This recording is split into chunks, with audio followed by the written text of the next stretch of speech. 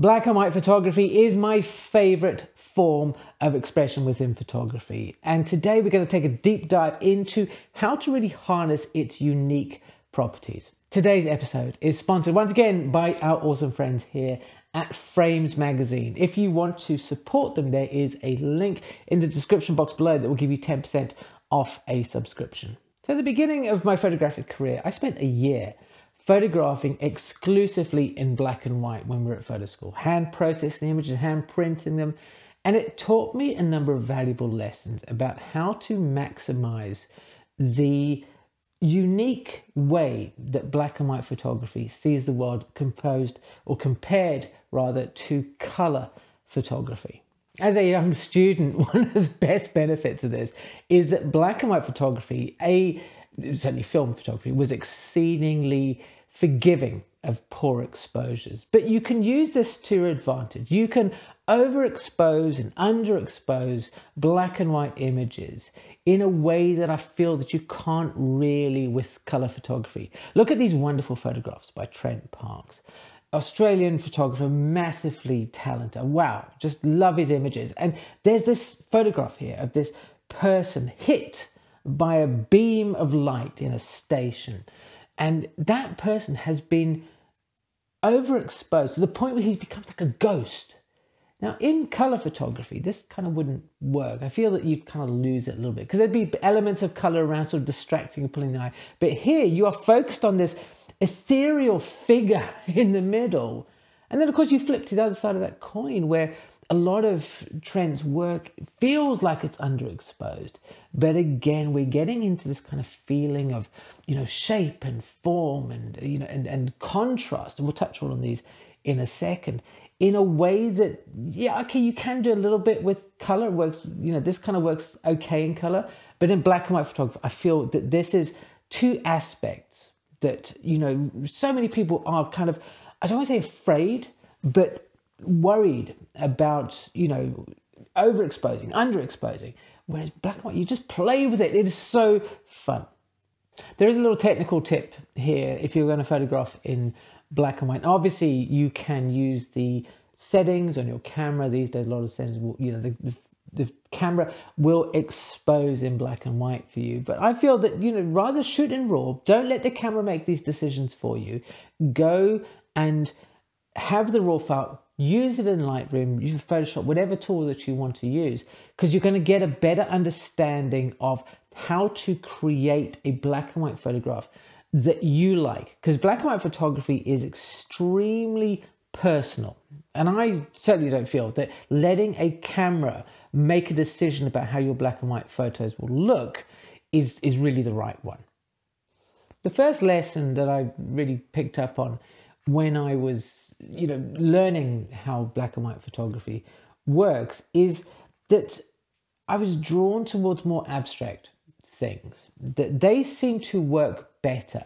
A photograph of some flower or something like that, just represented normally, didn't really feel great. But when you start focusing on the abstract, that you kind of, I was drawn to, textures, shapes. I found that these were starting to resonate better on the film, that they were, somehow they felt like they were better images. And we turn to kind of a photographer here called Ray Harris, who photographs buildings that buildings, we see them every day. And when you look at this, I think that the first thing that strikes me are the textures that come out. Also, especially the juxtaposition between sometimes the organic textures and then the inorganic, the man-made textures. And that's highlighted by the fact that in black and white, you really get a sense and a feel for these textures. There's a picture here of a house that looks like it's Australian. So I can almost see it in a South African suburb, but obviously it's not South Africa.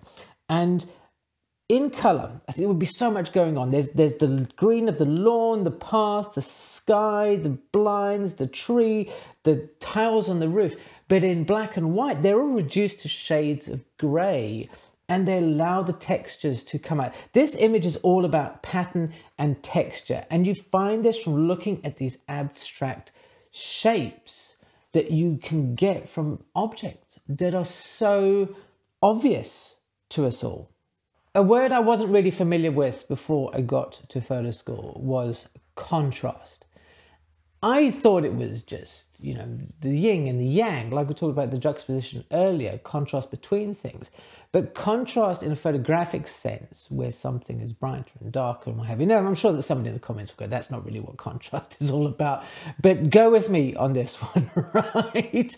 Is something that, once again, separated color photography from black and white photography. And here in this episode, or this edition, I don't know what it's episode, in this edition of Frames, there is a photographer called Shane McGeehan.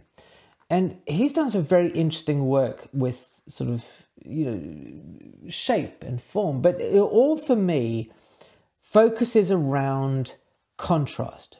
These images are photographed in a very simplistic style, sort of solid blacks, some almost solid whites. And they rely heavily on contrast. And when you start, tapping into how contrast works in black and white, you get a bit more of a sense of that form. That you can see these things picked out easier than you would with color. I don't know what it is. It's wonderful ideas that in color, there seems to be an awful lot going on, especially when you have an abstract image. There's a photograph here called number 16, which is this blurry figure. And in color, that would be lots of different tones of skin, and some would be red, and some would be orange, and some would be white. And so it would be visually very busy. There would be like so much going on. But when it's in this black and white state, it feels so much more, and I'll use the word ethereal again, that it feels like it's just about this shape, rather than the colors trying to elbow their way in and saying, hey, look at me. When you start to look at the works of photographers who are experts in black and white photography, then you can start to see these ideas at work. I'm going to turn once again to what's fast becoming one of my favorite photographers recently, which is Eric Menscher. And these photographs from Guatemala, for me, sum up everything in here. This first one of the kids standing on the jetty in the pier, that's all about the contrast between them and that bright background. It makes their figures stand out in a way that I find absolutely gorgeous, because we can't really see them, but we get a sense, we know what's going on there. And again, a lot of people would say, well, you should expose for the children because they're the subject of the photograph and all that kind of stuff. But that's when we start losing. We become a bit more middle of the road, trying to do things by the book. Whereas here you end up with a wonderful image. And, throughout all of his body of work, there's this idea of shadows and underexposing or exposing for things in the image that are going to cause a lot of shape and form. This photograph here called the Vendora, right, is a classic example of this. Most of the image is black. Most of it is, there's nothing there except this shape of a cross and what looks like a figure holding out a hand.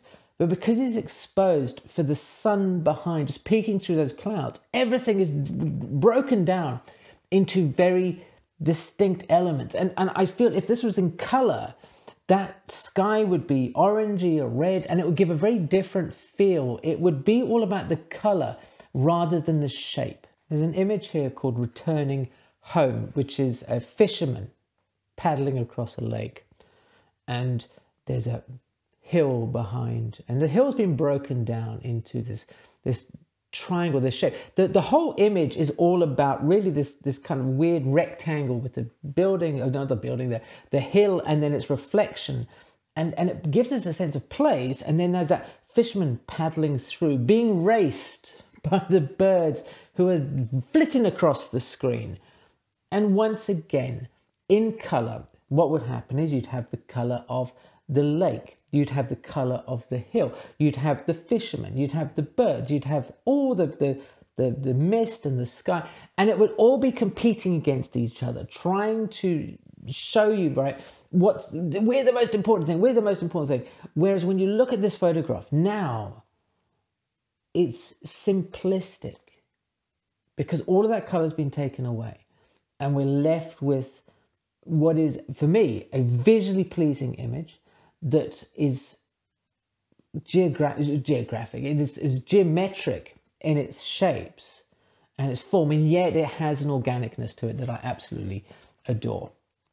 Black and white photography is such a fulfilling experience. It is one of those things that on the face of it in photography seems so easy. Just set your camera to black and white. That, you know, black and white photography is just an absence of color. It's monochromatic. It's not actually monochromatic, but that's a whole discussion for another day, right? It's one of those, that it is something though that takes effort to master, that it is forgiving and yet it is completely unforgiving.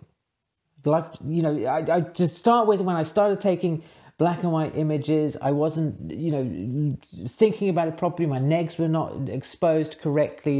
And I saw it exposed correctly. They weren't exposed correctly for the way that I wanted the image to be. They were sometimes really thin, sometimes really dense and stuff like that. But there's a whole other discussion. And my printing wasn't very good. We had to hand print these things. But these days, you know, you've got Photoshop, you've got Lightroom, you've got Aperture. Is it Aperture? You know, all these things that you can work with to give you a great black and white print. It is so worth the time to take your camera out there, to photograph on RAW, not let it do its thing, go into Lightroom and not rely on a preset. Don't just go down the side and say, look, okay, let's jut through all these things and find out what happens. Take the time to understand what all the little sliders do, how they influence things, how you can make a black and white photograph that isn't just flat and dull. You know, that you are leaning into that shape and the form and the texture and the patterns and repetitions, all these things that make black and white photography such a worthwhile experience. And if you really want to get into it, if you really want to, you know, get your feet wet, although it's going to be your hands are getting wet, shoot film. Black and white film is so easy to work on. If you want to find out, you know, more about that, let me know in the comments. I will go, buy some developing cans and some spirals, and we'll get our hands dirty with film, doing the alchemy that is at the heart of photography. It has changed, sure, right? Because we live in a digital world now, but the ideas are still there. They're still relevant to go out and play. And black and white photography gives you a platform on which to really run and jump and take wild leaps to discover things about the process of photography that color isn't as forgiving. I have to thank you so much for watching this video. It is an absolute pleasure for you to be here. I wouldn't exist without you here. And if you do enjoy these videos, if you do love listening and sharing ideas and getting inspiration from the images, then please, you know, consider giving the channel a subscription. Now, that'd be awesome, right? But thank you once again for watching. And if you want to know more about how to make your black and white photographs look less dull, check out this video here. Thank you ever so much once again, and I will see you again soon.